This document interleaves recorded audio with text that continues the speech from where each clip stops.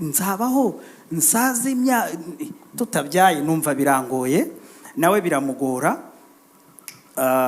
Turataha, twatashye nta muntu uvugisha undi, umuntu wese yibaza kuntu tuzasaza tutabyaye. Tugeze mu rugo twahise turyama, buri wese ryamukwe n'undi aryamukwe, ariko ntawe asinziriye, twatekereza ko tutazabyara. Tugeze ku mwaka wa 2 nazamuye kwizera cyane, ndavuga ngo Mana, ndabizi ko ushobora byose. Ndanyaruka mvuye mu masengesho, ngera mu isoko rya Kimironko. Ngeze mu isoko rya Kimironko nari ngiye kugura utwenda tw'umwana Pasti. Imana irambwira ngo mwana wanjye, ndabona warahabye kandi ikigeragezo ufite kiracyari gito. Ndabona rero uhabye hakiri kare, ndashaka kukwibira ibanga nkakubwira imyaka ikigeragezo cyawe kizamara. Mpita mfata telefone ndarikodinga. Imana irambwira ngo ikigeragezo cyawe kizamara imyaka 4.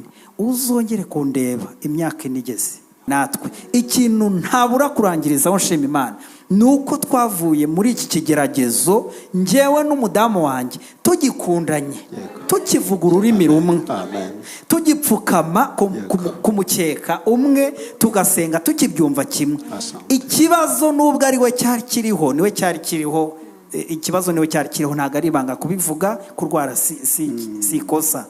Nubwo ari we cyari kiriho, ndashima Imana amanitse ukuboko nawe yantangira ubuhamya. Ntago nigeze mutererana ngo mvuge ngo jya kwivuza gira vuba irukanga, cyangwa mubwira ati nk'iyo miti niwo ikibazo kiriho.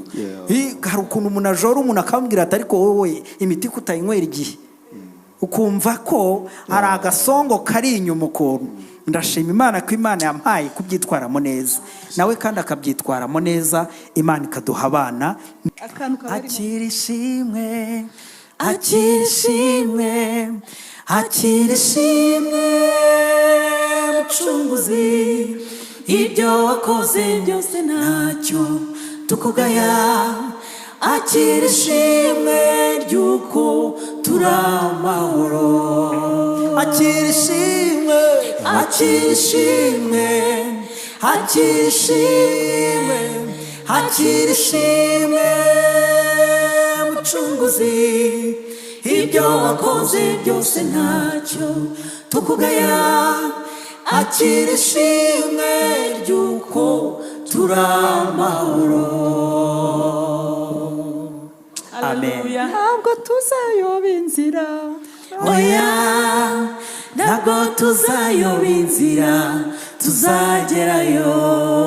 Ntabwo tuzayoba, ntabwo tuzayoba inzira, oya, ntabwo tuzayoba inzira, tuzagerayo. Ntabwo twirengagije ko hari intambara, hari naho tugera bukira hakabudika, hari n'ahandi tugera hanyerera. Ibyo duhura nabyo ni byinshi bitunaniza, ariko muhumure bavandimwe, inkingi y'umuriro izatujya imbere, izatumurikira hanyerera. Tuzahaca, ahazamuka tuzagenda, nkatambika. Ntabwo tuzayoba inzira, tuzagerayo. Amen. Hallelujah. Hallelujah. Imana Hallelujah. nagira ngo nsabe abakozi b'Imana turi kumwe, Aloys na Lilian, dukunda ubuhamya. Women Foundation Ministries dukunda ubuhamya bwakijije benshi. Ubuhamya abadamu baza hano bakabwumva n'abagabo bagataha bakize ndetse baguwe neza. Ese mu magambo make mushobora kudusangizaho gato ku buhamya bwanyu, mukatubwira wenda muri make kubera impamvu z'umwanya, ariko byibuze mugire icyo mubwira imiryango, nk'uko theme yacu ivuga ngo ese ngo uruhare rw'umuryango uri mu ihema ngo mu kwambuka ibitambuko. Mudufashe gatoya. Imana ibahe umugisha. Yego, Imana ibahe umugisha, turabakiriye. Murakoze cyane. Mudusabye kuvuga ku buhamya. ndagerageza kuvuga muri make hanyuma arankompleta. Iyo ngiye kuvuga ku buhamya ku bigendanye n'urubyaro mpera mbere ho gato kugira ngo mbivuge neza. Njyewe nabivuze nitwa Liliane w'amahoro. Nagize niba nabyita ibyago mba imfubyi ndi muto, hanyuma njya gushaka, hagera igihe cyo kujya gushaka, urumva sinabivuze byose, nsigara mu muryango ndi umwe w'abantu benshi. Nagiye gushaka nshaka abana, numva nshaka abana, numva nshaka kwagura umuryango kugira ngo mbe mu muryango numva nezerewe. Hanyuma tukimara gukora ubukwe, tukimara gushakana, tubura urubyaro, tugera mu gihe cy'imyaka 4 tutarabona abana. Byari urugendo rukomeye, urugendo rubabaje, ariko hamwe na bwa busabane batubwiye, gukunda kubana n'Imana, gukunda gusenga. Hari ibyo nari nzi, hari ibyo Imana yagendaga imbwira, ikambwira ngo nzaguha urubyaro, nzaguha abahungu n'abakobwa. Ariko gutegereza isezerano biravuna, twagiye duhuriramo n'ibintu byinshi, ariko Imana yagiye iba mu ruhande rwacu, ikajya igenda idufasha. Najyaga nicara nkibaza ngo ariko Mana, ni igiki naba naragukoreye cyatumye mbabaza, wanyimye ababyeyi, nyima abavandimwe, none unyimye n'urubyaro. Nkumva ni ibintu ntashobora gusobanura, ariko Imana ishimwe ko mu gihe gikwiriye yaduhaye abana. N'urugendo rurerure ntavuga aka kanya, ariko Yesu yarakoze, yaduhaye abahungu n'abakobwa. Wenda kugira ngo aze kunkompleta neza, twahuriyemo n'ibintu byinshi, twabaye mu masengesho, twagiye kwivuza, twakoze ibintu byinshi bitandukanye kugira ngo turebe ko twabona abana, ariko Imana yabaye mu ruhande rwacu. Imana ishimwe. Yesu nashimwe. Amen. Nitwa Bikorimana Aloise, ndi umugabo w'uno mudamu w'amahoro Liliane. Amen. Biragoye kuvuga mu kanya gatoya urugendo twaciyemo rw'imyaka 4. Hari umuntu wigeze kumbwira, arambwira ngo kuvuga imyaka 4 ari mikeya, bafite 20 bo bavuga iki? Ndamubwira ni urugamba rwose, ni urugamba. Urugamba rw'umunsi umwe rushobora kuguhinyuza. Urugamba rwose ni urugamba. Imyaka 4 ni myinshi cyane. Ntago byoroshye, ariko Imana yatugiriye neza. Rero twashakanye dushaka abana, mu by'ukuri no gatabivuze ni imfubyi, nanjye nari imfubyi, twese nta bantu tugira. Twari dufite inyota nyinshi y'abana, tuvuga ngo nitugera mu rugo tuzabyara abana benshi, twumva rwose dufite inyota yabo. Ariko byagenze, numvaga Imana itatinyuka kutwima abana, numvaga yahita ibikora, numvaga mfite rezo. Mwumva rwose njyewe nabuze abavandimwe, yabuze abavandimwe bose, nta babyeyi rwose, numvaga mfite rezo. Ariko Imana ntabwo igira ubwoba, nta nubwo igira isoni. Yesu nashimwe. Yaratugerageje, natwe iratugerageza, ibona yuko nta namba tubakeneye. Hanyuma umwaka, reka nihute, tumaze umwaka umwe nibwo twabaye nk'abatera intambwe tujya kwa muganga. Turavuga ngo reka tugende turebe ukuntu byifashe umwaka umwe. Mu by'ukuri nubwo twasenze, ariko umwaka umwe ni mwinshi. Turagenda tugera ku muganga wa mbere, ntago ndi bumuvuge izina. Impamvu ntari bumuvuge izina nuko ntago yadushubije neza. Abaganga bihangane banyumve, ntago ndi bumuvuge, ariko ntago yadushubije neza. Yatubwiye muri rangaje itari nziza. Yadushubije amagambo ntazibagirwa. Amagambo yatubwiye yari amagambo asa natubwira yuko bitazashoboka. Abwira umudamu ati si kuki utivuje kare? None se yari kwivuza kare ntago yari abizi ko, ntago yari abizi. Numvaga nabimusubiza, ariko yatubwiye amagambo mu by'ukuri, amagambo ashaka kutwereka yuko bitazashoboka rwose. Umugore murabyumva yahise arira, njyewe ndikanyakanya mbaho umugabo, ndamubwira ni ihangane, ubugingo burakomeye, humura, buruta umwana. Iryo jambo namubwiye ni ijambo ry'ukuri, ariko reka mvugisha ukuri, ntago nabimubwiye kubera ko inkomeye, kuko nari nasenyutse nanjye. numvisha ari ikintu kije cyo kumukomeza, ariko mu by'ukuri mu mutima nahise ntekereza uburyo ntazabyara. Nzabaho nsaze tutabyaye, numva birangoye, nawe biramugora. Turataha, twatashye nta muntu uvugisha undi, umuntu wese yibaza ukuntu tuzasaza tutabyaye. Tugeze mu rugo twahise turyama, buri wese aryama ukwe n'undi aryama ukwe, ariko ntawasinziriye. Twatekereza ukuntu tutazabyara. Tuza guhura mu ijoro, turaganira, turangije turasenga, ngerageza kumukomeza, ndamubwira ni umwana niba Imana yarashimye ko tuzaba inyigisho, ubwo nibyo nyine, nta mwana tuzabona, ariko reka dusenga Imana ishobora byose. Tugerageza kujya muri Bibiliya, nuko murabyumva namwe. Hanyuma ngomba no gutegura indirimbo mu gitondo. Yego, ngomba gutegura indirimbo. Ngomba gutegura indirimbo imbere y'abantu benshi. Ndi umuyobozi wa korali y'abantu benshi bagera mu 130. Hanyuma Jehova Jir Choir, Imana ishimwe. Hanyuma twakomeje urugendo rwo kwivuza tunasenga. Bavandimwe, reka mbabwire, hari umuyobozi tugira ujya ukunda kutubwira agatarime kavuga ngo ishimwe ry'umunyonzi rimenywa n'umunyonzi mugenzi we.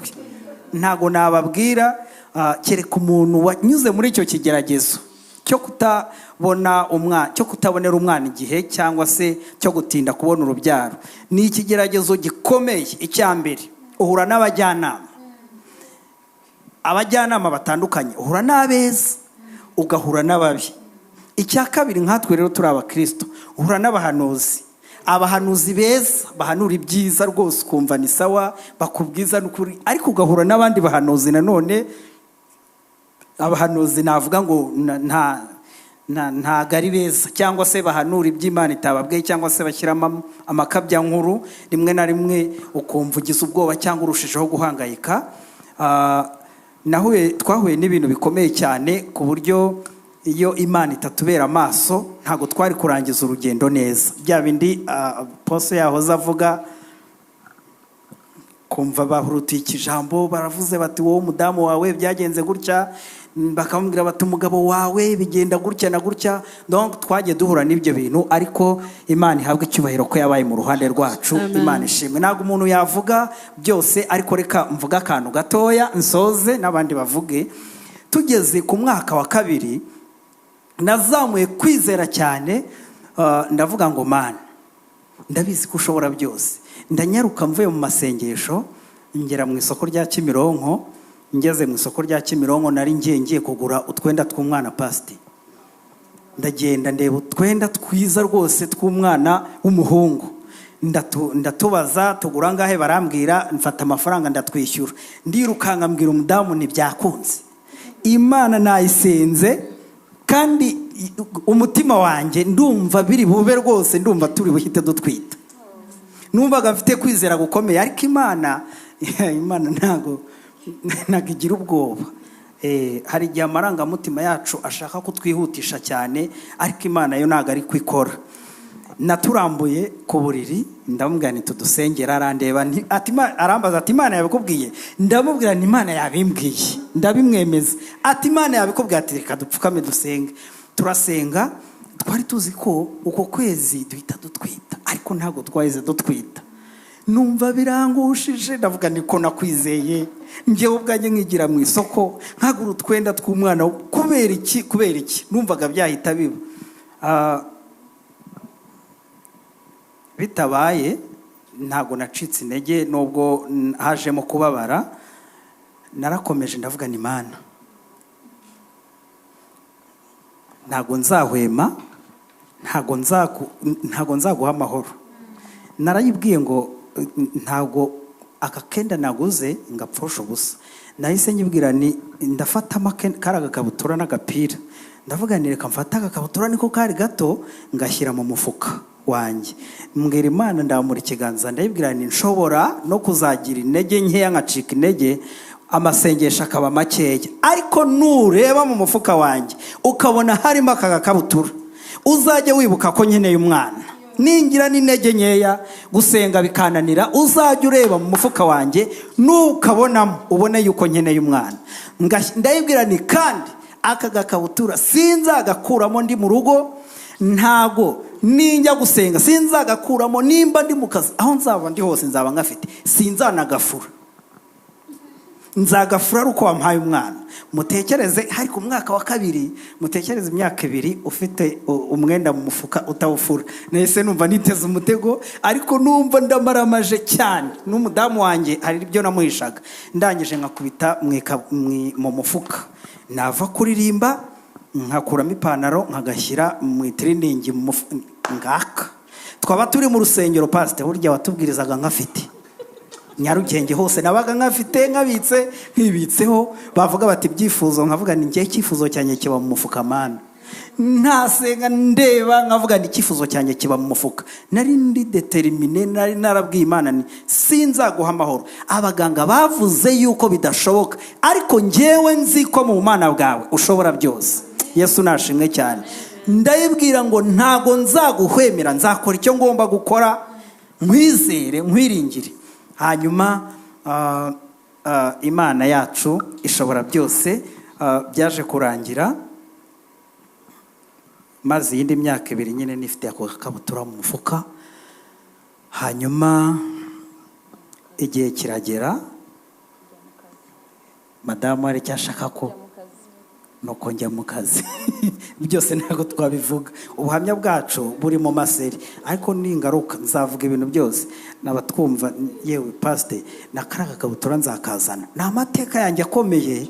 Iyo ushatse kwibuka Imana, madamu nguyu nago nabeshya, iyo ushatse kwibuka Imana ndagenda nkamwanizanira kaga kabutura, nkabwira Imana ni Imana, uri Imana ishobora byose. Aka kabutura mfite icyo amagambo nakavuzeho, ariko ndagushimira yuko wanshubije. Nihuse soza, nabonye bikomeye. Iki kibuga ni ikibuga kinyerera, ni ikibuga kinyerera. Nahuye n'abantu bafite experience muri iki kibuga, duhura n'abantu benshi cyane. Ndibuka hari abantu batwakiraga bakavuga bati yo karibu kandi koko ni karibu mu muryango w'abategereje. Numva nyine baranyakiriye koko njyayo, ariko hakaba abandi baza, hari abantangiriye barambwira niba nabita simbizi ko nabita. Hari abo twahuye bama experience tari nziza. Ndabyibuka hari umuntu twahuye arambwira ati se wa mwana we umaze imyaka ingahe? Ndamubwira ni maze imyaka 2 ndi hafi kuzuza 3. Ati iyo ngiyi, ati surumva umeze ute? Yari umukristo. Turumva umeze ute? Ndumva ameze neza, ndakomeje ndizeye, n'umugore wanjye ndamukunze, ibintu bimeze neza, n'umwami wanjye ndamwizeye. Arambwira ati yewe, ati nanjye niko nari imeze nkifite iyo myaka, niko nari imeze. Ati niko nari imeze, ati ubu ngubu njyewe ngize 14, ariko muri iyo myaka ugezemo nanjye niko nari imeze.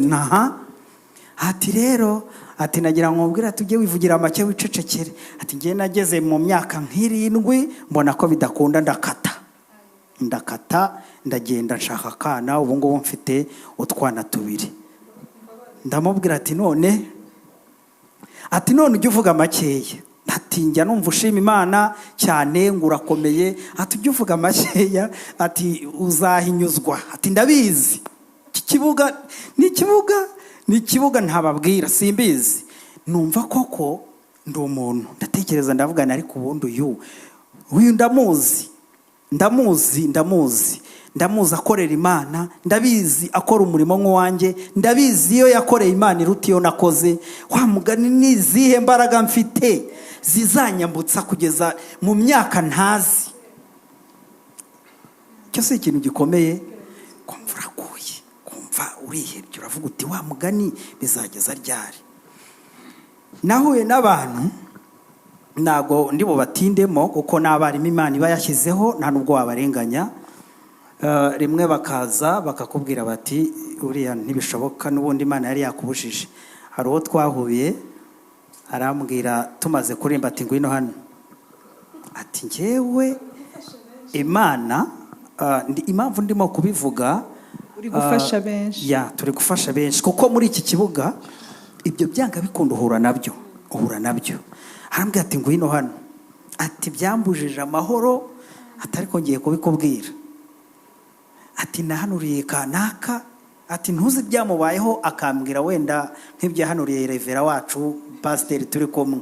Ati ntuzi ikintu ugerutse kumubaho, ati ntari nakimubwiye. Ati noneho, ati ndagira ngo wicare nkubwire icyo Imana yakumbwiyeho. Ati Imana yarambwiye ngo uriya mugore impamvu mutarimo kubyarana, umugore wawe Imana yaramunyeretse ni igikaratsiri ntagaruriye, niyo mpamvu mutari kubyarana, kugira ngo atazapfa akagusigira abana bakagutera agahinda. Rero tegereza ubyakire kandi ubisengera Imana iguhe kubyakira, ntago muzabyarana azapfa. Ibyo ndabyumva, ntazapfa, atazapfa. Ati uburamuke kandi ati simvuga byinshi, ati nibyo. Nagira ngo mbwire abantu badukurikiye cyangwa se abatwumva muri iki kibuga, ndabizi ko hari abazabyumva. Muri iki kibuga ni ngombwa cyane guhuza amakuru n'uwo mwashakanye, gukusanya amakuru mukabwirana. Ibyo bintu byose numvaga n'ibindi ntavugiye ahangaha, ntago nigeze mbibika. Nawe avuze ibyo yumvaga ntago yigeze abibika. Ntago nzi Imana yatuvugiyemo tukajya duhuza amakuru tukegerana tugashyira kuri table. Ngeze mu rugo ndamubwira ni rero burya twamaze kuririmba Imana twamaze kuririmba, umuhanuzi arambwira, arampanurira ati yambwiye ko uzapfa nkarongora umugore w'igikara. Ati toka shitani ni hane none ni none ariko nabimubwiraga kugira ngo nidesharije, kandi ibyo bintu bitangiraho imbaraga nyinshi, donc tubitesha agaciro. N'ayandi makuru yose tukayakusanya tukayashyira kuri table, tukavuga ngo reka dutesha agaciro ibi bintu mu izina rya Yesu, kuko ntago bituruka ku Mana. Imana ntago yakora umushinga wo guhomba, ntago bishoboka. Imana ikoze umushinga ikora umushinga wunguka. Iba yarabikoze mbere ikambuza mbere, ntago yabije kumbuza nyuma, iba yarabikoze mbere. Ntago ishobora gukora umushinga uhomba, kuko ntago ari injiji. Imana ishimwe. Twageze aho rero, ndabona nagutindiye, nimwe mwantumiye. Yes, nimwe mwantumiye, nimureke mvuge kandi ndasoje, nimuhumure. Yesu nashimwe. Pasite buriya nakunze ikintu, hari ibintu byinshi nize, wenda nzabibabwira n'ingaruka. Hari ibintu byinshi cy'ikigeragezo cyanyigishije.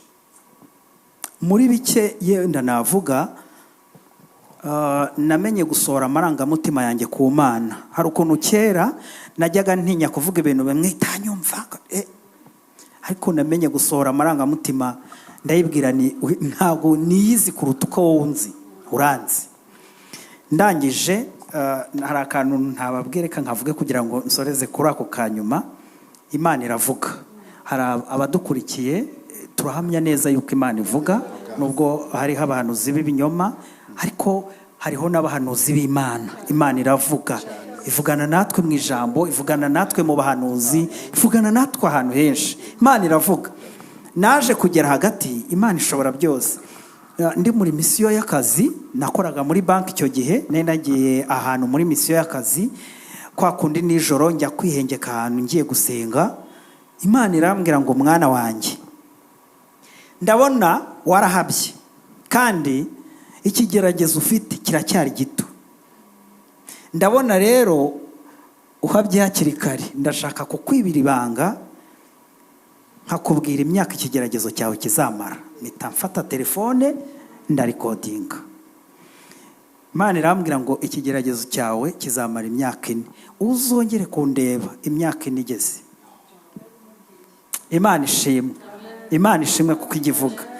Ndabirikodinga, ndasevinga, nshyiraho, ngenda mbwira umudamu ni Imana yambwiye ko ari imyaka 4. Ati ibintu byose umbwira by'Imana, ati natwadukabutura twose riki, ati nago wamurenganya, ati natwadukabutura ubwo n'ibindi ntababwiye byose, ati cecekere, ati dutegereze urwaje, dutegereze ikizatubaho.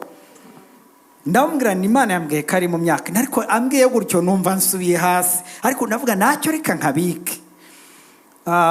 imyaka 4 mu kadomo igeze ku itariki 12 z'ukwezi kwa gatatu saa sita z'ijoro, kuko ari njye Imana yari yabibwiye, uyu nguyu yari yisinziriye. Ndavuga nti njye Imana yabibwiye ntihari ahari, yahita yumva ndi umusazi. Mfata telefone yanjye nsohoka gatoya, ngenda njya ahantu niherereye, ndangije mfungura rekodi. Narabanje mbwira Imana ni nta kintu turi buvugane, uravugana n'iyi rekodi. Ndayifungura.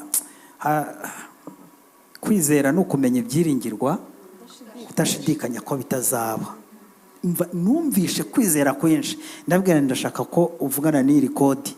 Irangiye sinigeze nsenga, narayibwiye ni rero narinje, urabeho nigiriye kuryama, imyaka 4 yuzuye, ejo tuzakora anniversaire, icyo ukora nawe urakizi. Ndanoma, nari nzi ko icyo cyumweru rwose numvaga nizeye cyane, ariko ngiye kubona mbona ukwezi kurashize, tubonye ibimenyetso ko tudatwite. Ndangije umudamu twari tugiye kuririmba, twari tugiye mu ivugabutumwa ahantu ku cyumweru. Tugezeyo, ngeze mu nzu y'Imana ndicara ndavugana, ariko mfite akaye ndindi, numva ndafashwe. Umuntu uri muri kiriya kibuga afatwa vuba.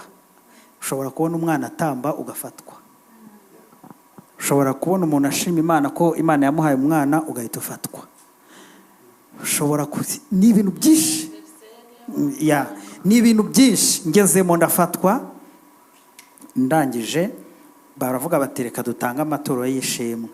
Ndangije ndavuga ati rero Mana, amaturo y'amafaranga narayatanze, niyo dutanga umfa ndayatanga, narayatanze.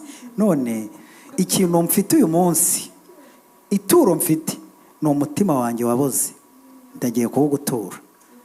Ndiherera ndandika ni Mana yanjye, ituro mfite ryo kugushimira uyu munsi ni ituro ry'umutima wose. Numvaga ariko kuri mu mutima wanjye, ndagenda nuko ituro ryanjye ndaritanga.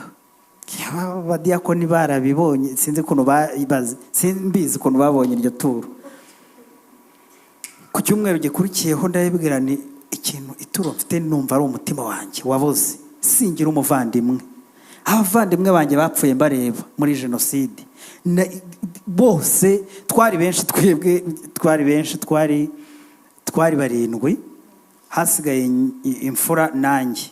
Abo bandi bose ko bapfuye, Imana nyibutsa urupfu, ndayibwira ni kanaka yapfuye mureba, kanaka yapfuye mureba, kanaka bamucemo ibice 2 mureba, murumuna wanjye Mutabazi bamunaga muri toilette ndeba, kanaka bigenda gutya. Nukubera iki ko kunyima abana? Nukubera iki Liliane umugore wanjye umwima abana, umwana wa Gasasira Marcel na Kaneza mabukwe yitwa Kaneza Konsenza, uyu mwana wase uramurenganyiriza iki? Wambabari ukaduha abana tukanezerwa. Ningwa nanjye nibura mfite kamwe ndeba, mfite na mukecuru, hareba na mukecuru, ariko uyu nta mukecuru, na mama, nta papa, nta muvandimwe, bose bangahe, bose byararangiye. Ntagira umusura, ntagira umuntu, reka watubabariye, uratuziza iki? Imitima iboze niyo dufite. Ndawutura n'ubwa kabiri ndawutura. Ndangije, Imana ihabwa icyubahiro. Umunsi umwe ndi ku kazi, umugore arampamagara ngo ndasoje, ariko ni Imana yabirangije. Muri iyo minsi ndimo gutura umutima uboze. Muri iyo minsi umugore arambwira ati waza tukajya kwa muganga tukakora isuzuma tukareba ukuntu ibintu bimeze, tudakomeza kwicara. Ndamubwira nti ariko ibyo bintu nibyo. Saa 11 turamanuka tujya ahantu rwose ku ivuriro ryo hafi hariya mu mujyi kuri ya Rumoni. Hari umuganga uhari wigeze kudukurikirana. Icyiciro cy'abaganga ntabwo nakivuze, kwivuza iki kigeragezo paste ntabwo byoroshye. Buri mezi 6 twabaga dufite umujenekologe wadufashije muri iyo myaka 4. Amezi 6 yararangiraga akatubwira ngo simbona impamvu, tugasubika tukajya ku wundi. Imyaka yose twarivuza. Donc kwivuza uzi kujya muri consultation udafite ibicurane, udafuna, ugiye kwivuza kutabyara, ubwo se consultation bagukorera ni ibintu bikomeye urabyumva, ni ikintu gikomeye cyane cyane. Hanyuma tugeze kwa muganga numvaga narabirambiwe, tugeze imbere ya muganga ngiye kumva numva muganga aramubwira ati madamu maze imyaka ingahe harya? Ati ne. Bite bimeze gute? Ati ko ndeba ikintu kimeze ndabona grossesse. Ndavuga ati ngaho nahise mvuga ngo mu izina rya Yesu, dore ko biba hafi, ni mu izina rya Yesu ibintu byose mfite biraducika, tuba turirukanse tuma ivuriro ryose turazenguruka, bati nimutange ibizamini turebe. Ndababwiza ukuri, numvishe uriya munsi ntabwo nzawibagirwa. Navuga ibintu byinshi ariko reka mbabwire, hari ibintu byinshi nsimbutse, ariko ndashima Imana muri byose ko Imana yatugiriye neza. Ubwo muri iyo minsi nk'uko Imana yambwiye imyaka 4, nubwo dusa n'ababonye ikimenyetso cy'uko bitabaye, muganga yatubwiye yuko byabaye icyo gihe cyagiye, atubariye aratubarira. ndamubwira nimbwira neza, nari mfite ngewe icyo nshaka, nari mfite icyo nshaka. Aratubwira ati ndabona nkurikije bishobora kuba byarabaye iki gihe, ngereranije mbona ni cyagiye Imana yambwiye. Imana ihabwa icyubahiro. Turashima Imana ko Imana yabanye natwe. Ikintu ntabura kurangirizaho nshima Imana nuko twavuye muri iki kigeragezo, ngewe n'umudamu wanjye tugikundanye, tukivuga ururimi rumwe, tugipfukama ku mukeka umwe, tugasenga tukibyumva kimwe. Ikibazo nubwo ari we cyari kiriho, niwe cyari kiriho, ikibazo niwe cyari kiriho, ntabwo ari ibanga kubivuga, kurwara si ikosa. Nubwo ari we cyari kiriho, ndashima Imana amanitse ukuboko nawe yantangira ubuhamya. Ntabwo nigeze mutererana ngo mvuge ngo jya kwivuza gira vuba irukanga, cyangwa mubwira ati nk'iyo miti niwo ikibazo kiriho. Hari ukuntu umuntu ajora umuntu akambwira ati ariko wowe imiti kutayinywera igihe, ukumva ko hari agasongo kari inyuma ukuntu. Ndashima Imana ko Imana yampaye kubyitwaramo neza, nawe kandi akabyitwaramo neza. Imana ikaduha abana. Imana yaduhaye abana, tumaze kugira abana 3. Umwe ni umuhungu, ni buri mwaka, umwaka umwe yaduhaye umuhungu, noneho undi mwaka. Ariko Imana ishobora byose. Ari igihe nshima Imana. Hari umuntu wambwiye ati ntukabivuge cyane abantu batazakurambirwa. Ndavuga ni uzarambirwa azarambirwa, njye ntabwo narambirwa kubivuga. Sinshobora kwibagirwa imisonga nararagaho mvuye kuririmba mu banyabwenge bangana kuri abo bantu bangana kuri abo twashyingiriwe rimwe. Naba nateguye repetition nkumva abantu nka 4 barambwiye bati ntabwo turi buze, abana barwaye. Yewe nkavuga atari kabandi ubu nzagira igihe, ntabwo nakwibagirwa iyo misonga. Uko mbyibutse rero ndashima, nkabwira Imana ni warakoze cyane. Ati cyangwa narasamye ndimereye nabi. Imana rero umwaka umwe yamaye umwe muri 2016, muri 2017 inkubita umukobwa, muri 2019 inkubita undi mukobwa. Umwe yitwa Nisi, Jehova Nisi, Uwiteka niwe bendera yacu. Uwa kabiri ni Jehova Rafa. Imana nishimwe cyane. Imana nidukiza indwara, no mukiza w'indwara. Na Jehova Shama, Imana nibiri. Imana rero izama nabandi nta kibazo, nta bwoba. Imana nyifitiye icyizere cyose n'uwo twashakanye Liliane. Imana baho umugisha abadukurikiye kandi ndabahumuriza. Nubwo iki kibuga kinyerera, ariko Imana ijya ibigenza neza, ikadushyigikira, ikadufasha. Turakomeza. Imana baho umugisha mu izina rya Yesu. Amen. nta karirimbo gusa mwaririmba mubwira abantu bari hariya muririmbira Imana yanyu yakoze ibyo wembi na Lili akantu kabarimo. Akirishimwe, akirishimwe, akirishimwe Mucunguzi, ibyo wakoze byose ntacyo tukugaya. Akirishimwe ryuko turamahoro. Akirishimwe, akirishimwe, akirishimwe, akirishimwe Mucunguzi, ibyo wakoze byose ntacyo tukugaya. Akirishimwe ryuko turamahoro. Amen. Ntabwo tuzayoba inzira, oya, ntabwo tuzayoba inzira, tuzagerayo. Ntabwo tuzayoba, ntabwo tuzayoba inzira, oya, tuzagerayo. Ntabwo twirengagije ko hari intambara, hari naho tugera bukira hakabudika, hari n'ahandi tugera hanyerera. Ibyo duhura nabyo ni byinshi bitunaniza, ariko muhumure bavandimwe, inkingi y'umuriro izatujya imbere, izatumurikira hanyerera. Tuzahaca ahazamuka tuzagenda, nkatambika nabwo tuzayoba inzira, tuzagerayo. Amen. Haleluya. Haleluya. Imana Haleluya. Amen. Amen, amen. Amen. Twibutse abadukurikiye ko turimo tuvuga ku ruhare rw'umuryango mu kwambuka ibitambuko. Amen. Ni ukuri iki kiganiro kiraryoshye cyane. Ndashaka kwibariza Madamu Liliane. Ese Lilia, ni gute abashakanye bakomeza ubumwe mu gihe cyo guhinyuzwa ndetse na nyuma yo guhinyuzwa?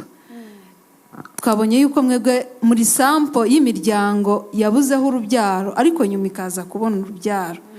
Hari abandi babona urubyaro ugasanga bibagiwe ko bigeze kubabarana, nyuma bakabivamo.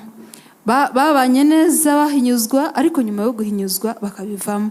Tubwire ni gute bigenda. Murakoze cyane. Ahangaha jewe nibaza, kubera ko dukunda gusenga, ndavuga ku ruhande rwacu, ibintu byinshi duhura nabyo kenshi tuba twabisengeye, hakabaho guhuza amakuru bya bindi twagiye tuvuga. Kuri iki kintu rero kigendanye no kuba abantu bari mu kibazo bakivamo, hakabaho gusa nk'abatandukanye. Jewe ndagaruka ku bantu bakijijwe cyane cyane nkatwe nk'abakozi b'Imana, kubera ko mu rugendo abantu banyuramo rwose bisaba kwihangana no kwihanganirana, hanyuma no gutunga imbaraga z'umutima. No mu gihe wasubijwe udafite imbaraga z'umutima, hari aho bigera ukibagirwa, kuko mu muntu kwibagirwa bibaho, habaho kwibagirwa vuba. Kubera ko hari umuntu wigeze kumbwira, arambwira ngo hari ibintu bibiri byibagirana, ngo inzara n'ubugumba, ngo byibagirana vuba. Ntabwo nahise numva icyo ambwiye, ariko rimwe na rimwe hari igihe byibagirana mu muntu, habamo kwibagirwa. Ariko nk'abemera Imana numva nta mpamvu yo kwibagirwa, ahubwo hamwe no gukomeza kugirana ubusabane n'Imana no kubana n'Imana, hagakwiriyeho gukomeza kugira ibyiringiro mu Mana, gukomeza kubana n'Imana no gukomeza gutunga imbaraga z'umutima zikubashisha no mu gihe wabonye icyo wasabaga Imana, wakomeza kuyikomezaho cyane. Imana igumugisha. Hari akantu gato nagira ngo nunganire bene data shingiye kuri Bibiliya, ku badukurikiye n'abazadukurikira. Iki kigeragezo cyitwa kutabona urubyaro, kugira ngo abadukurikiye batumva ko ubwo Liliane yasubijwe abantu bose bazasubizwa. Oya, Bibiliya iravuga ngo niyo iziba indi byara kandi igatanga abana.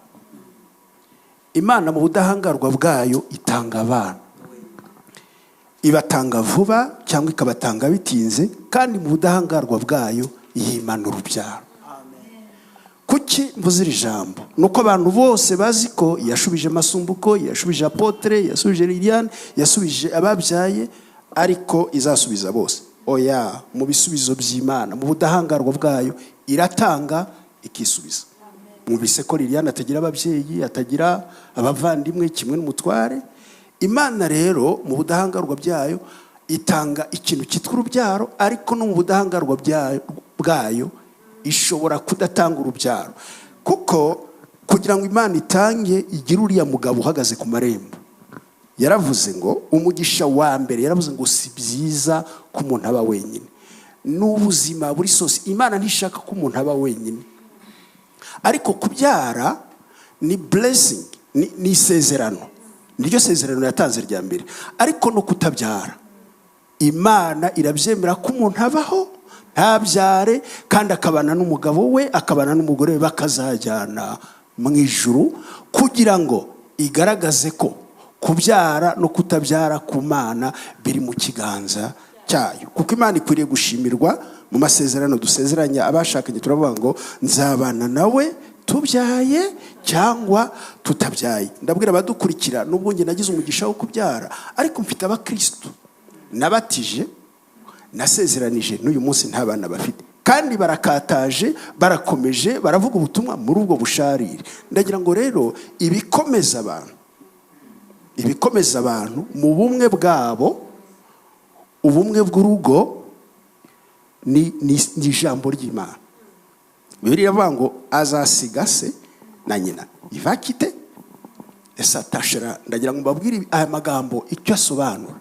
Kite ntabwo ari kite, ni rompre. Noneho atashe ntabwo ari atashe, ni sude. Ni amagambo mu gifaransa abiri. Iyo uvuze ngo usize so, ntabwo umusize ko muzongera muhure, ahubwo uko abanaga na so na nyoko siko ukibanye na so na nyoko, ahubwo uragenda ukabasude ku mugabo, mukaba umubiri umwe, mugasangira ya mibabaro, mugasangira bya bisubizo. Sude ni mbese ni sude ni ugufatanya.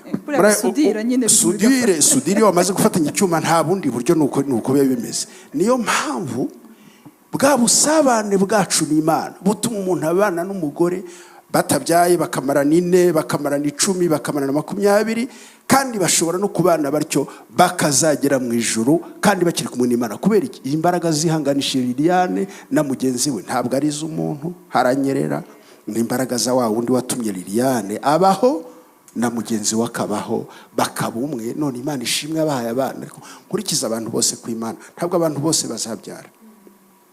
Bashobora kubyara Imana ibishaka, bashobora no kutabyara, kandi Imana igakomeza igahabwa icyubahiro. Nako nashakaga kongera. Murakoze. Amen. Amen. Amen. Imana iguha umugisha pastor. Nukuri ubivuze neza. Hari n'igihe tuzataha, nukuri ibisubizo dukeneye bitaraza. Hari igihe tuzataha, hari igihe Yesu azagaruka, hariho abatarabona ibyo bifuza. Imana iguha umugisha. Noneho ndakomeje kubashimira abakozi b'Imana, ariko nagira ngo mugire abo mugira icyo mubwira. Ese mu gihe umuryango uri mu ihema, umugore n'umugabo bari mu ihema barategereje, ariko muri uko gutegereza ntibarabona wa mwana bifuza. Muri uko gutegereza rero hari bwa bunyerere wavuze, harimo umuryango ubateza igitutu, harimo inshuti zibabwira ziti ariko se waciye aha, wabigenza utya.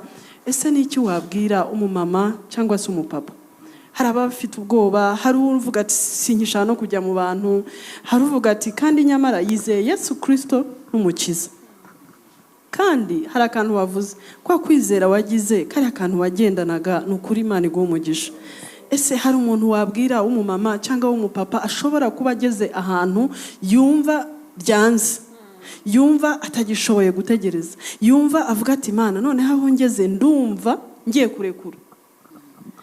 Tubwirira uwo muryango, cyangwa se bwira udukurikiye. Ashobora kuba ari umudamu, ashobora kuba ari umupapa, umubwire ese ni gute mushobora kubana umugore n'umugabo mukirinda, mugashyiraho embago, mukarinda ya magambo, bya bitero, bya bindi biva hanze. Ubafashe, ubakomeze uyu mugoroba. Imana iguha umugisha. Murakoze. Icyambere nababwira kurekura cyangwa se gucira inzira kubera ko Imana itakoze, nibyo pasiteri yavugaga. Ntago ari byo, ntago ari byo, ntago ari yo mpamvu yo kuva ku Mana ngo ukore ibidakorwa kubera ko Imana itadushubije. Kuko nko pasiteri atubwiye, hari abatazasubizwa, hari abatazasubizwa, tuzarinda tugera mu ijuru kandi ntibizababuza kubona ubugingo. Kuko mbere ya byose icyo nibwira, wenda ngarutse mu buzima busanzwe, icyambere mbere yuko dushaka umwana habanje iki? Habanje urukundo, habanje urukundo.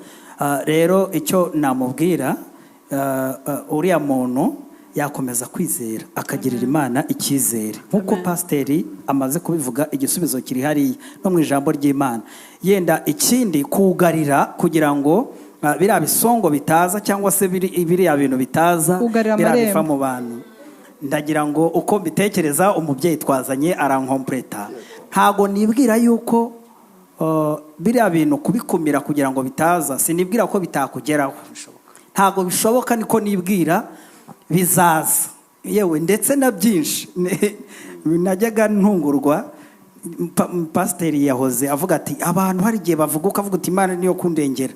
Hari igihe witegereza umuntu ukareba ikintu kimuturutsemo ukavuga uti se ubu nta kindi kintu kiri behind, ni gusa irino jambo rimbwiriye iki, bino bintu bimbwiriye iki mu by'ukuri. Ukibaza uko bigenze. Donc icya mbere ntago wabikumira, biraza. Agomba kumenya, cyangwa se umuntu udukurikiye ugomba kumenya ko ari ku rugamba. Iyo uri ku rugamba byanga bikunda hari ahubwo yabijera gute, yabana nabyo gute. Icya mbere pasiteri we yabishubije, ijambo ry'Imana riradukomeza, gusenga biradukomeza, kwizera kwiringira Imana biradukomeza. Ariko nk'uko navuze, hari ikintu cyiza kiba mu bashakanye njya nkunda cyitwa communication cyangwa se guhuza amakuru. nk'uko nabivuze, impamvu bitatugizeho ingaruka cyangwa se uko ayo magambo cyangwa se ibyo bisongo bitatugizeho ingaruka, habayeho communication hagati yacu. Ifoke abantu bagira communication, bakabiganira, bakidesharija, barangiza bakajya imbere y'Imana bakavuga ngo tugiye gutesha agaciro ibi bintu. Niyo ntwaro yonyine ishoboka bakoresha. Imana iguha umugisha. Amen. Pastor atwunganiraho gato, nagira ngo mubaze nka pasiteri afite inararibonye, bahura n'abantu benshi ndetse imiryango minini ibagana ni myinshi. None ko bizera Imana bari mu ihema, umugabo n'umugore, ese byagarukira ku gusenga Imana tugashaka Imana ko turi mu iterambere ibintu byarahindutse, cyangwa se wabagira n'iyihe yindi nama? Bashaka abaganga, byagenda gute? Imana iguha umugisha. Murakoze cyane. Abantu bari mu ihema, nk'uko twasubiye mu itangiriro, no mu buzima bw'umugabo n'umugore, imbere yabo haba hari ibintu bibiri. Hari amasezerano, ariko hari n'ibigerageza. Bimwe bikomoka ku mubi, ibindi bikomoka ku Mana, kuko Imana ni test, ireprova, ni jya Uwiteka kugerageza imitima. Ndagira ngo mu ijambo ry'Imana tuvuze ku mugabo uhagaze ku ihema, uhereye mu itangiriro ukaza ukageza none, niba hari abantu bahuye n'ikigerageza cyo kubura umwana, aba bantu bose musoma amateka akomeye, ba Aburahamu, ba Isaka, nk'uko apotre yabivuze, n'abandi na Samusoni, yemwe muze no mu isezerano rishya muraza kuhasanga umusaza wari umuntu w'umutambyi, aba mu ihema atamba ibitambo, afite umugore yitwa Elizabeth. Uyu musaza yitwa Zakariya ngo yari umukambwe, ashaje, ukuze cyane, ngo kandi iyo bakoraga ubufindo bwo kugira ngo umutambyi ajye gutamba ibitambo, ngo baza no kubimukorera ashaje. Yinjira mu ihema agiye gutamba igitambo cy'Imana, kandi yambaye imyambaro ya efodi, afitanye communication n'Imana, ariko ababaye. Ndagira ngo nze kubabwira ko ntabwo iteka ryose urukundo n'ubumwe bibyara umubabaro. Ntushobora gukunda. Hari amagambo abiri ari mu Befeso, ndagira ngo mbwire urugo ariko ndushushanye n'ibyanditswe. Nkunda ibyanditswe kuruta ibindi, kuko n'ubuhanuzi bwuzuye kuruta ibindi. Inshingano y'umugabo ni ugukunda, inshingano y'umugore ni ukuganduka. Ariko aya magambo bajya bayasobanura nabi. Ntabwo twe dukunda ngo abagore baganduke, ngo baganuke nk'ugandukira umwami, oya. Ahubwo dukunda nk'uko Kristo yakunze itorero akaryiha. Reka mbivuge mu Gifaransa. Gukunda, c'est se donner à quelqu'un d'une manière désintéressée. Gukunda ni ukwiha umugore wawe, ariko nta intere yindi ushaka, ahubwo uramukunda kuko uragomba kumukunda ukamwiha wese. Singuciye mu ijambo, Reverend Antoine niwegeze kutwigisha hano, twiriwe muri retraite y'amakouple, aratubwira ati umudamu wawe bimufata nk'umuntu ushinzwe customer care. oya rwose Sinzi ko donc hari ukuntu umuntu aba ashaka za intérêt, donc ugomba kumukunda mu buryo buri désintéressé. Désintéressé Ntabwo ari igicuruzwa. ni ukumukunda nubwo yaba atabyaye, uranamukunda nubwo yaba atakubaha. Kubera iki? Turasabwa gukunda abagore bacu nk'uko Kristo yakunze itorero. Reka bankurikiye barebe ukuntu tujya duteshuka ku nshingano zacu. Ugakunda umuntu kuko yakugandukiye. Nigeze nsoma ahantu akantu nari kure, ni mu mwaka wa 2000 nari kuri University Butare, nsezeranya abantu basezeranye, mbona bashyize agafoto mu mitima ibiri. Umwe areba mugenzi we aramubwira ngo nkunda, undi nawe aramubwira ngo ngandukira mbona uko ngukunda. C'est pas comme ça? C'est pas biblique. Ntabwo ukunda umuntu kuko akugandukiye, nta nubwo ugandukira umugabo kuko agukunda, ahubwo muri umuntu umwe ni ukumwiha wese. Kandi nawe yakugandukiye ntabwo akugandukira kubera intérêt, oya, ahubwo kugira ngo urugo ruzarame, nirumara kurama rutunge, rurasabwa kugira ngo dukore umurimo witwa gukunda sans intérêt. Ndagukunda kuko Yesu yankunze ndi mubi, kandi nubwo n'uyu munsi ngicumura jewe Yesu arankunda. Ndumva naririmba kugira ngo aba bantu bakundane. Na umugore wanjye ntabwo yabonetse, turafite abashyitsi bavuye Kinshasa, ariko ndumva naririmba. Kandi iyo nyobye nkamushabuza ntareka kunkunda ntakwiriye. Uwo ni Liliane na mugenzi we ni Minyone na Kabera ni Masumbuko n'umugabekazi. Umugore wanjye umugabekazi niyo naba nayobye nkareba nabi arangandukira bambewe. Kuki? Ni nk'uko itorero rigandukira Kristo. Amen. Kandi igituma uru rukundo ari désintéressé nuko Yesu icyatumye akunda itorero ngo ni ukugira ngo arigeze. Ntabwo arikunze kuko rikwiriye gukundwa, ararikunda kugira ngo yefase amakosa. Ngo araryeza, ngo arangiza ngo kanaryiha kwanza, arabanza akaryiha, yarangiza akarikunda, akajya ryeza, akajya yefasa amakosa. Niyo mpamvu mbabarira ibyaho kubanyizwa muri 85 arambabarira, Mana mbabarira na 10 yakambabarira, akankunda. Kandi nikisubiza kuri Yesu no kwibuka kwa nkunda.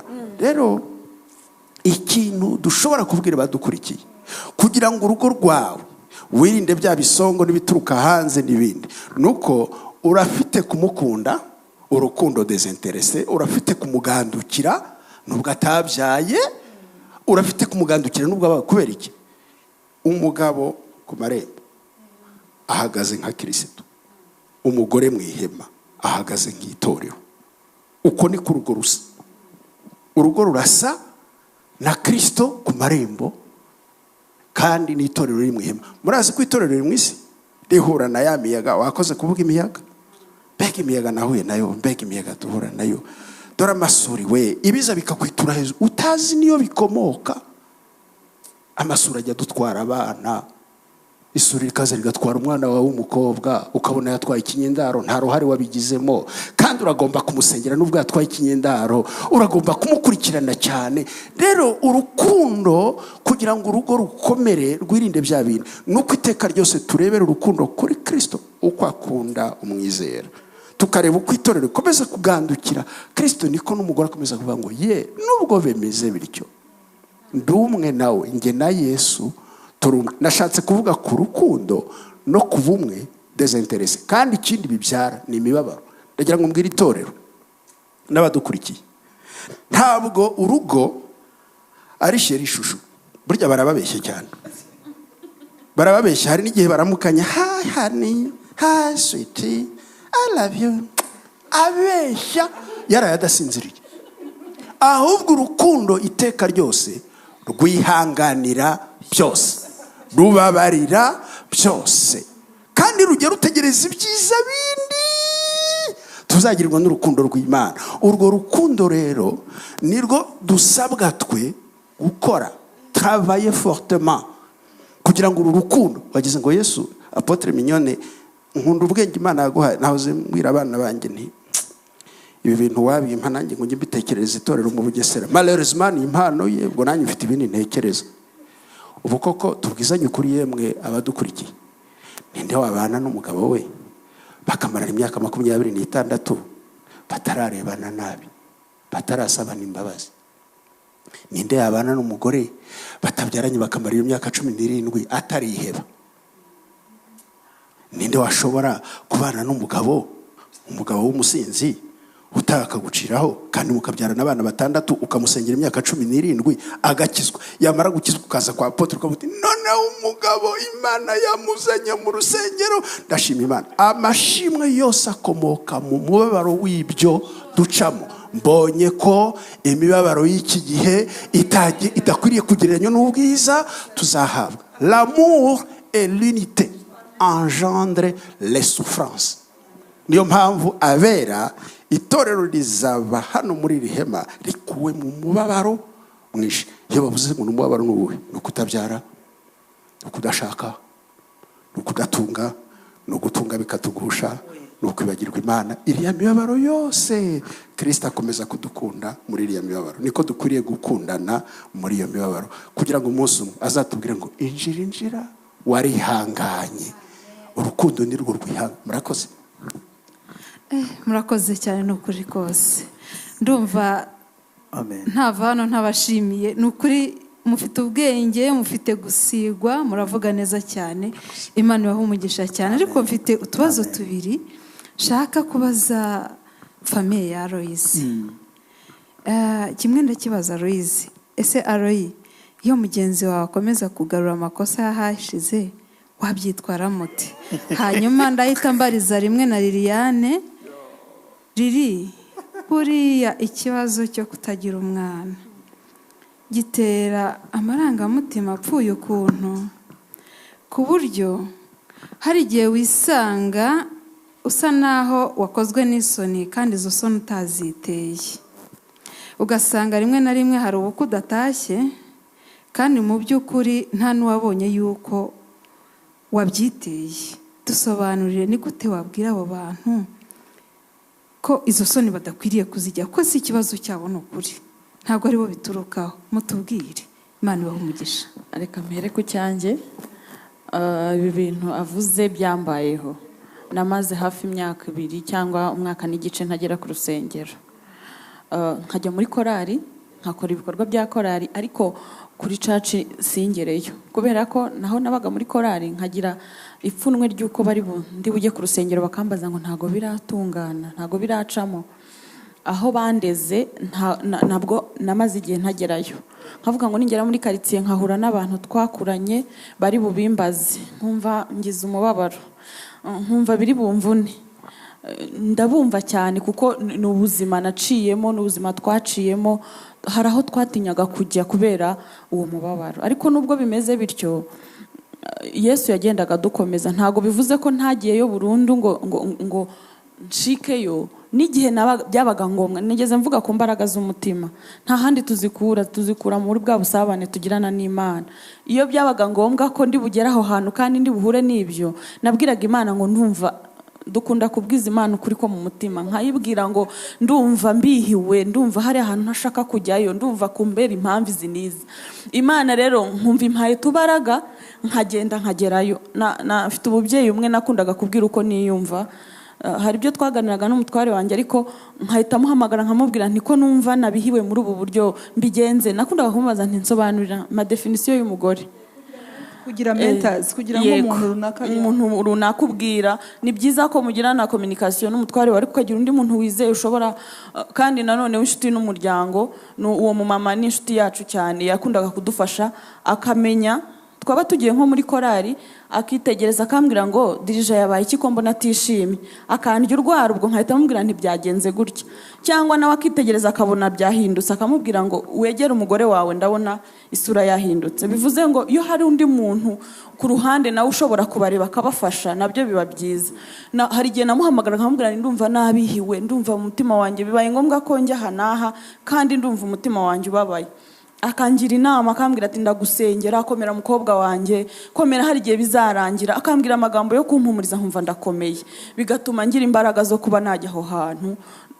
Ndagira ngo mbwire abantu ngo nibiba ngombwa ko wumva imbaraga zishize, ushobora kubwira umukozi w'Imana, ushobora kubwira umuntu runaka wumva wizeye. Kuko hari igihe buganira n'umutware wawe cyangwa umufasha wawe, amagambo kumva ageze arabashiranye. ukumva arashize neza, ukumva ubuze ikintu umubwira kubera ko haba harimo imibabaro myinshi. Hari igihe rero bigusaba ushaka undi muntu ushobora kugufasha mu gihe wumva wacitse intege, ukamubwira ngo mbigenze gute, ngyitware mone. Yakundaga kumbwira amagambo akambwira ngo komera mukobwa wanjye, nkuziho ubutwari, ibyo wihanganiye nibyo byinshi, ntabwo iki ngiki ari cyo kizananirana. Rero binkumva byongeye bimpaye imbaraga, nakwibuka hashize aho nagenze, akanyibutsa urugendo nagenze, nkumva ndakomeye. Rero ndagira ngo mbwire abadukurikiranye, buri muntu wese agira umumenta uwo kumufasha, yaba umukozi w'Imana akagusengera, akakubwira amagambo yo kuguhumuriza, ugeraho kumva ugaruye imbaraga. Amen. Yesu ashimwe. Umbajije ikibazo gikomeye cyane. Mvaga bari kukibaza pasiteri, ariko ndumva nshaka kugisubiramo atari uko ntacyumvishe, ndashaka ko abantu bacyumva. Ndagisubiramo, navuze nti ese iyo umwe mu bashakanye agarura utubazo cyangwa se ibibazo, amakosa byahahishe, ugakomeza uzana issues zarangiye, ikibazo cyararangiye ariko wowe urimo urakomeza ukizana, ubushize wagize utya, mubikemura muti? Nabazaga Loise ngo wowe ubikemura ute? Urakoze. Murakoze cyane. Ndashaka kugisubiza, ariko twagize umugisha tuzana n'umubyeyi, ndashaka ari buze kunkompleta, kuko muri iyi nzira yo mu ihema ayimazemo imyaka myinshi cyane. Kundusha ashobora kuba nkubye kabiri. Ariko nk'uko yabivuze, ngiye kubisubiza gutya. Ni ukuri, ni ikintu gikomeye cyane. Reka mvuge ku ruhande rwanjye, iyo umuntu ahora agarura hahise, akubwira amakosa, uyu munsi akakubabarira, hashira ibyumweru 3 cyangwa se imyaka 2, akongera akavuga ati na cya gihe, mu by'ukuri birabangama. Yabivuze cyane, ni nk'uko Yesu yakubabarira nk'uko yakubabariye, akongera akakwibutsa, ariko we ntabwo ari ko abigenza. Yababariye aribagirwa. Mu by'ukuri icya mbere navuga, ni ikintu numva ko cyaba kibangamye cyane mu rugo. Mbere y'uko wenda ntanga inama, reka mbaho urugero. Ntabwo ngiye kwimena inda, ariko hari umuririmbyi waririmbye aravuga ngo reka mbabwire narahindutse. Ntako nzi gutanga ubuhamya, ndagira ngo nitangeho urugero. Nyisubiza, icya mbere ni uko ugomba kureba igishobora kuba gitera ibyo bintu. Icyo kintu ni iyihe mpamvu itera umupatina wanjye guhora nyibutsa amakosa. Donc il faut gukora analize, ukareba ikibitera. Wenda nk'urugero, bishobora guterwa na background, amateka, aho umuntu yakuriye, aho yarerewe, indero ye, uko byagenze. Nari ngiye kwitangaho urugero. Nk'urugero, ukibivuga nese nibuka urugero, njyewe mbana n'ababyeyi banjye mbere ya jenoside, kuko ariho nzi papa cyane, menye ubwenge. Papa yaradukundaga, ariko yarinze yitaba Imana, ntarumva nshima. Ngambwira ati mwana wanjye wakoze iki? Nari ntarumva mbwira ati ndagukunda, ariko atari uko anyanze, tukabana gutyo, wenda ashobora gukora ibimenyetso, ariko atarambwira ati ndagukunda. Nta jambo ndagukunda ni mukuri, ntabwo muteza ubwo umubyeyi wanjye, nta mode affirmation. Nta jambo yigeze ambwira ryo gukunda, ndagukunda. Ntabwo yigeze anyankuraje. Ndabyibuka nigeze kurwara ngeze mu mwaka wa 3 primaire, nararwaye tugiye kujya mu bizamini, ariko ngiye mu bizamini ndatsinda, mbu wa kabiri. Mbaye wa kabiri, navuye aho nzi yuko papa ari bumpeke cyangwa se mama, ariko nagezeyo ngiye sinzabyibagirwa. Numva abana ni nabo babivuze mbere ati Loise yabaye wa kabiri. Noneho rero papa yitavanga ngo wabaye wa mbere se ninde di? Metamvuga ndamuvuga ni Leoni wabaye wa mbere. Negereza ko yavuga ati nawe wabaye wa kabiri, mwana wanjye wari wararwaye ariko waragerageje. Numvaga ari cyo nshaka, ariko sinakibona. Numva rwose nibyo ngibyo. Hari n'ukundi kuntu njye nari umukatolika, hari n'ikindi kintu yajyaga akunda kumbwira. Donc narishatse kuvuga ukuntu negatifu yazikuzaga cyane. Hari negatifu yakuzaga cyane, ibyiza ntanagushimire. Hari igihe nari umukatolike, impano yanjye yo kurimba ari ya kera, nkaba ndi mu bakarisomatike, yazaga mu misa kuri Noheli, yagera mu misa akitegereza akareba ukuntu ndi ku ntebe ya mbere, ukuntu mvuze ibinyuguri byo n'amaboko, twagera mu rugo akavuga ati sha nakurebye mbona wowe uzabimuka. Nta muntu w'umugabo wirirwa ateze amaboko imbere. Njye nabaga nzi ko ari bumbwira ati mwana wanjye rwose uri mu nzira nziza, uri mu nzira nziza igana Imana. Ariko akabwira tuzabimbwa, tujya kumva ikimushimishije, najya kuragira ibintu nk'ibyo ngibyo. Icyo nari nishatse kuvuga ni background. Mu by'ukuri byabaye nk'ubuzima kuri njyewe, numva nta kibazo kandi nkabona arankunda. Gutegereza ijambo ndagukunda nkumva ntacyo bimbwiye, gutegereza ko anshimira nkumva shwi. Urumva njyewe nabaye uwo nguwo, nkurira aho ngaho. Rero ngiye gushaka bikora Imana, mfata ya majyambere nyavanga nayo Liliane azanye. Amajyambere nyine, amajyambere murayumva, amajyambere cyane impuzamutungo ya kamere turavanga. Sinzi pastor, ntago ari ukwimena inda kuko narahindutse ndababwira ibyiza n'abarantangira ubuhamya. Sinari nzi kuvuga ijambo murakoze, ntago nari nzi kuvuga ngo murakoze mbikure, kandi numvaga ari sawa. Urakoze mva cyakoze nshatse wenda yakoraga akantu nkamubwira ni madamu urakoze ivuye kure, ariko madamu akaba adashaka urakoze gusa, akaba ashakana na urakoze yo muri detail. Yanteguriye ibintu byiza, ibyiza yashyashyanye yagize gute, ndamubwira urakoze. Ibindi nkumva ni amagambo, we arashaka ka detail, nyewe detail shwi. Haboneka ikosa, mwumva aho bitandukaniye. Haboneka ikosa nkaryinjiramo ryo noneho muri detail, nkaridefinisa kweri, nkaridefinisa kugira ngo aryumve nyine kosa. Ariko ibyiza urakoze point. Murumva namwe aho byaturutse. Icyo yakoze ndasoreza ahantu heza ni muhumure. Icyo madamu yakoze Imana imumugisha, Imana yaramukoresheje. Burya Imana ifite umushinga mwiza, ifite umugambi mwiza ku rugo. Ntago nzi ikintu cyamukoresheje, ntago nzi aho yabyize we, kandi twese dusa n'ababayeho mu buzima busa naho ari bumwe. Ntago nzi aho yabyize. We yakoresheje uburyo bwo kunkosora mu rukundo, bya bindi pasiteri yavuze. Ntago ngukunda kubera ko nkunda, ntago ngukorera ibyiza kubera ko ubinkorera, ahubwo mbikora kubera ko Imana yadukunze nta kidusabye. Ndabikora, ndabikora. Nkakora akantu, nakora akantu mva akajya muri detail nkumva aranakabije, nkumva bitangiye kumfata ukuntu. Akajya muri detail nkatekereza ko azambwira ikintu, nakora ikintu kibi kubera kuntu yabonaga, akagikoraho gutya, akakoraho ariko akavuga ati, akabizana mu rukundo. Arankosora, aranshima. Gushima bimfataho bigenda biza, arabizi. Ni inkuru mvuga, njya mbivuga, yarampinduye. Imana imuha umugisha, akoresheje donc icyo bita kwera imbuto. Ndahinduka, ntangira kuvuga urakoze. Iyo wambwiraga ngo wambaye neza numvaga ari uburyarya, nkavuga ati yazana n'ibiki byo kuvuga ngo wambaye neza. Nukuri mwumva ntago mfite imbaraga zo kuvuga ngo urakoze kubera amateka, ntago ariko amakosa nkayadefinisa. Hari abantu bagira negatifu cyane, ndaza kugaruka.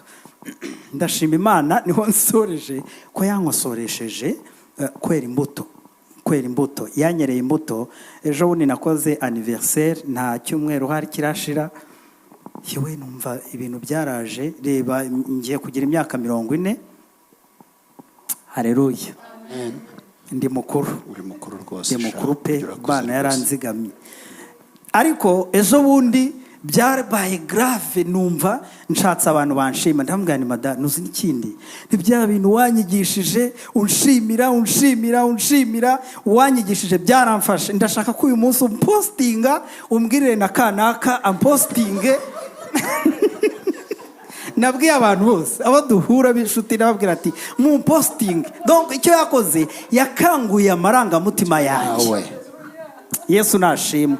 Ndamubwira posting, mbwira Marene ndamuhamagara mbwira ni posting kandi ushime vuge ko ndi umugabo w'intwari. Ndababwira ati muzaza muri anniversaire mwitwaje na kado, mume kado, buri muntu afata ijambo anshimira. Urumva ko byaramfashe, byaraje bivuye kuri uyu nguyu. Ni ukuvuga ngo ndashima Imana cyane. Icyo rero yarambajije, mu by'ukuri hari abantu bagira negative cyane, cyangwa se hari abantu sinzi ukuntu nabyita, pasiteri ari bunkomplete, ariko bagakuza amakosa donc bakarebera abo niba barebere mu rukundo cyane. Iyo twaba tuzi yuko hari umuntu wanyigishije inyigisho z'umubano, arambwira ngo umenye ko udashatse marayika, ushatse umuntu uzanye ibintu bikomeye cyane, kandi mu bintu azanye mugiye kuvanga Bibiliya uzamanikira ukuboko uti dusezeranye. Harimo ibibi, harimo ingeso, harimo utugeso, harimo utuntu, harimo ibizakosoka, harimo n'ibitazakosoka. Icyo usabwa ni uko umurebera mu rukundo ukakira. Rero uriya muntu namugira inama yo kumenya aho byaturutse, aho bituruka. Wenda ashobora kumubera umuti, Imana ishobora kumumurikira, Mwuka Wera w'Imana akamumurikira, akamubera umuti, akamukosora buhoro buhoro, agakosoka nk'uko ntakosotse nanjye nakosotse. Ikindi nakongeraho, abashumba barankompleta, habamo no gusenga. Hari ibintu Imana ihindura mu gusenga. Nk'uko umushumba yatangiye abivuga, ntushobora kuba ku muryango w'ihema udafitanye ubusabane n'Imana. Mu busabane bw'Imana ibyo byose turabivuga, Imana ikagira ibyihindura, Mwuka Wera agakora akazi ke. Imana ibaha umugisha. Amen. Numvaga nshaka kugira ngo dufatanye, kuko n'ubundi byose tubonye full package pe.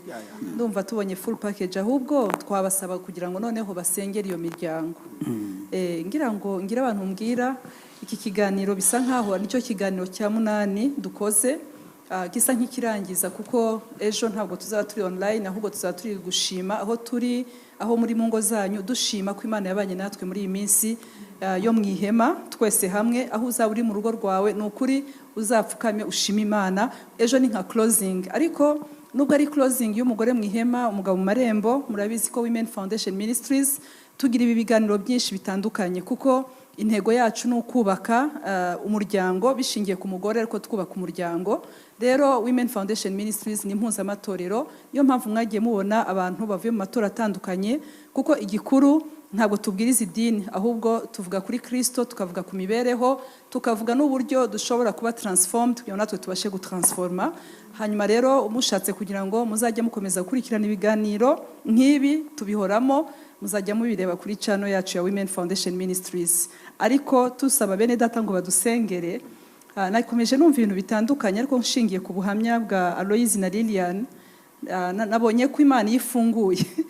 Sinzo iyo Imana ifunguye ngo itwara n'urugi, ariko ngo ikinze ngo itwara urufunguzo ikarujyana burundu. Ariko iyo ikinguye itwara urugi kugira ngo atazagira n'umuntu uzaza ejo akaza kwibesha kongera agakinga. Rero najya nkubwire ibi twumvise byose, pastor, hari amagambo watubwiye ari muri watubwiye, nashatse kuyahuza n'ijambo riri muri Luka 11:23. Ni ijambo Yesu yavuze, aravuga ngo uwo tutari kumwe cyangwa se uwo tutagadaringa hamwe ngo arasandaza. Ni usandaza. Kenshi abantu nkunze kumva abantu bavuga ngo turasandaza. Reka da, ahubwo utahuye na Yesu ngo babumwe bahuze, ni usandaza. Ni kuvuga ngo ni rwa rugo ruraskataringa, imitekerereze igasandaza, ugasanga ihema turibayemo nabi kuko tutahuje nawe, tutamufite.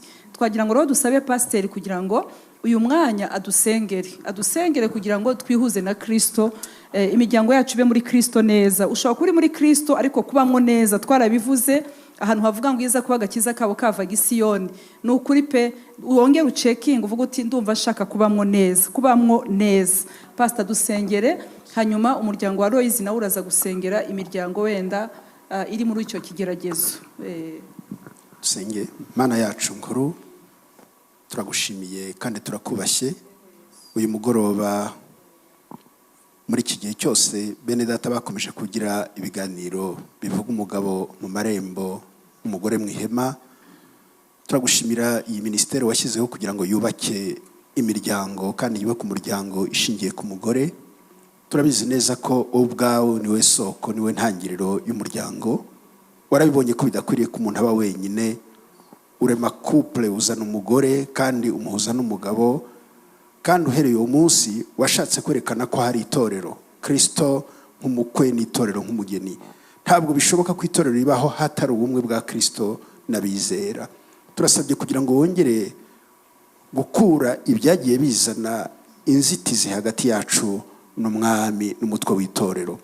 Wemere twongere tube muri Kristo kandi na Kristo abe muri twebwe. Yesu waravuze ngo ni jyewe, Data niwe muzabibu, jyewe ni jye muzabibu kuri, namwe muri amashami. Kandi ishami rishobora kwera ritateye mu giti. Turasabye kugira ngo wongere kudushyira muri Yesu neza. Kandi ubumwe bukomoka ku ijambo no ku mwuka wawe no ku biganiro nk'ibi n'inyigisho nivuga butumwe byongere bidushyire muri Kristo neza. Utubashishe gukomeza kuba abantu bawe bahesha Imana ikuzo kandi bihereye mu miryango yacu. Ntibishoboka ko tubwiriza Yesu mu ngo zacu Yesu adahari. Ntibishobora ko tubiba amahoro mu ngo zacu nta mahoro ahari. Ntibishobora ko tubwiriza urubyiruko, abana twabyaye tutabasha no kubabwira inkuru z'amahoro. Ngwino Yesu wime muri twe kandi wime mu ngo zacu, wime mu miryango yacu, kugira ngo twamamaze Yesu ari muri twebwe, ari mu miryango yacu, ari mu itorero, ari mu gihugu. Wongere kutugirira neza Yesu. Turagusabye kugira ngo wongere kudusukira umwuka wawe. Natangaye cyane uriya mugore wabajijwe ngo ufite iki. Ntabwo yatinye kuvuga ko asigaje uturanguzwa dukeya mu icupa. Arabivuga kandi arabyerura, kandi umuhanuzi abona ko ari byo. Aravuga ati genda ukingero kandi utire ntutire bike. Mwami, uzi ukuntu ducagase, uzi ukuntu amavuta yakamye. Kandi reka kame, hari isuri, hari umuyaga, hari imvura, hari ibitugwa hejuru tutarabiteganije, hari ya mahoro twabuze kandi twe tuyashaka. Dawidi yigeze avuga tuhereye kera naturanye n'uwanga amahoro ariko ngiye nshaka amahoro. Atari ko yongeye kuvuga iby'amahoro haza intambara. Urabizi ko dufite umwanzi turwanya kandi dufite n'imyuka mibi irwanya itorero, irwanya ingo. Turasabye kugira ngo wongere kutwubaka, twubakike kandi uduhe kongera kubaka kuri Kristo nk'abanyabwenge bubatse ku rutare. Uturinde kubaka kuri ibi bishira kandi bibora, ahubwo tumenye ko Yesu ari we rutare kandi ari bushobora kubaka ingo zikubakika, maze tugahagarara ku marembo tukabona uko duhangana kandi tukamenya n'ukuntu twubaka ingo zacu n'abafasha bacu mu mahema bakomeza gukora iriya mirimo ikomeye cyane, dore ko urugo ariyo fondation y'ubuzima bwa buri munsi. Utugirire neza, uhumugisha abera bose, ugirire neza abantu bawe, ugirire neza ingo zacu, ugirire neza imiryango yacu, kandi ugirire neza rwose itorero rya Kristo mu isi. Turasabye kugira ngo wongere kutwambika ubutwari bushobora gutuma tuguhamya kandi duhamya Yesu tudaciye iruhande. Dore ko abantu bamaze kudiriwa la parole de Dieu, baragenda iteka ryose batorda ijambo, bashaka le matériel kurushaho ko bavuga ukuri gushobora gukiza. Kandi Yesu waravuze ngo abantu ntibamenye ukuri, ukuri kuzaba batura. Utubature kugira ngo tugire amahoro kandi ubugingo bwacu bwubakwe, kugira ngo Yesu yamamare muri twebwe ku bwa Kristo Yesu umwami n'umukiza wacu. Amen. Turagushimiye, tugushimiye ku bw'aka kanya keza waduhaye, tugushimiye ku bw'ijambo ryawe twumvishe, tugushimiye ko uyu mwanya wari wawuduteguriye. Turi hano kugira ngo tukubwire iyi miryango itari yabona urubyaro, turi hano kugira ngo tubakwereke Mwami. Twagendanye nawe, ntago wigeze utureka, wadufashe akaboko turagendana mu bihe bikomeye. Igihe twajyaga kwivuza wabanye natwe, igihe twabaga turi mu masengesho wari uri kumwe natwe, n'igihe twabaga twashaririwe turi twenyine ntiwadutaye. Mana, turagushimiye ko wabaye mu ruhande rwacu. Twarakubonye, twabonye iby'imbaraga wakoze ku rugo rwacu igihe twumvaga dusa nk'abafite ipfunwe ku maso. Turagushimiye ko utugeze uturekura Mwami. Izina ryawe nirihabwe icyubahiro. Hari igihe najyaga nicara nkavuga ngo ariko Mana uzaza ryari, ariko ndagushimiye ko mu gihe gikwiriye wakoze. Icyubahiro n'ikibi cyawe, tukweretse iyi miryango, turasenze kugira ngo mwami ubagirire neza. Ni wowe nyiri humure ryose, ni wowe wenyine wabasha guhumuriza umutima, ni wowe wenyine wabasha gusanga iyi miryango ukayihumuriza. Kandi tuzi neza ko ushobora byose, wabaremera urubyaro ukabaha abana, kuko tuzi ko ari umwanda uturuka kuri wowe kandi ni umugisha utanga. Turabizi neza ko byose mu bumana bwawe ujya wemera ko bidushyikira. Turasenze ngo tuzumva amakuru meza, yabo wagiriye neza, yabo wahaye urubyaro, kandi abakigutegereje bose ubaha imbaraga z'umutima, ubaha ihumure riguturukaho Kristo, kuko ari wowe nyiri ihumure ryose. Ngaho komeza kutugirira neza, komeze kubitaho, komeze kubakomeza, kandi umwuka wawe wera agumane natwe twese, mu izina rya Yesu, amen. Amen. Murakoze, Imana ibahe umugisha cyane mwese n'abatuyoboye, amen. Namwese abagire neza, mwakoze kubana natwe, amen.